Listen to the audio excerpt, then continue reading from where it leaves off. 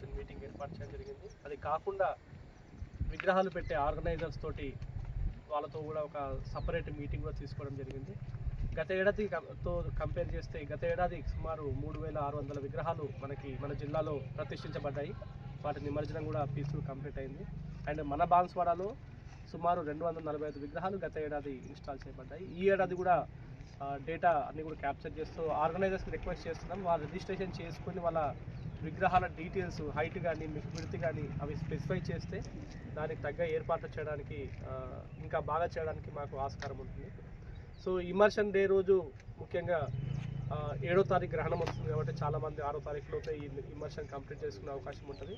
So దానికి తగ్గ ఏర్పాటు అన్నీ కూడా ముమ్మరంగా చేస్తున్నాము. జిల్లా కలెక్టర్ గారు కూడా దానికి సంబంధించి కోఆర్డినేషన్ మీటింగ్ అందరికీ రూల్స్ అండ్ క్లారిటీ కూడా అంతా కూడా ఎవరు ఏం పని చేయాలి, ఎవరు ఏ ఏర్పాట్లు చేయాలని చెప్పి కూడా చాలా క్లియర్గా చెప్పడం జరిగింది. సో ఈరోజు కూడా సబ్ కలెక్టర్ గారు కూడా ఉన్నారు, వాళ్ళతో కూడా డిస్కస్ చేయడం జరిగింది. వాళ్ళు కూడా అన్ని ఏర్పాట్లు ఆల్రెడీ స్టార్ట్ చేసినారు. ముఖ్యంగా ఎలక్ట్రిసిటీ డిపార్ట్మెంట్ కానీ, మున్సిపాలిటీ కానీ, పోలీస్ నుంచి కానీ ఏమైతే బందోబస్తు ఏర్పాట్లు అన్నీ చేయాల్సినాయో క్రేన్ ఏర్పాట్లు అవన్నీ కూడా చేయడం జరుగుతుంది.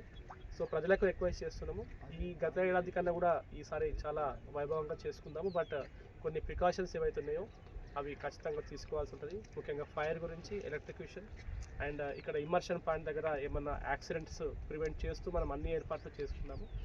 ముఖ్యంగా మన చాలా చిన్న చిన్న గల్లీలు ఉన్నాయి కాబట్టి ఎలక్ట్రిసిటీ పోల్స్ కూడా చిన్నగా ఉన్నాయి, అవి తగిలి మన ఎలక్ట్రిక్యూషన్ అయ్యే అవకాశం ఉంటుంది. కాబట్టి పబ్లిక్ కూడా కోఆపరేట్ చేసుకుంటూ ముఖ్యంగా పిల్లలు, యంగ్ పిల్లలు కూడా చాలా ఉత్సాహంగా ఉంటారు.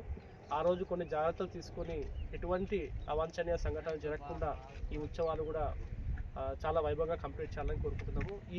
ఈ గణేష్ ఉత్సవాలు మన జిల్లాలో చాలా సేఫ్గా, చాలా హై లెవెల్లో సెలబ్రేట్ చేసుకోవడానికి అన్ని ఏర్పాట్లు కూడా డిస్ట్రిక్ట్ అడ్మినిస్ట్రేషన్ చేస్తున్నాం.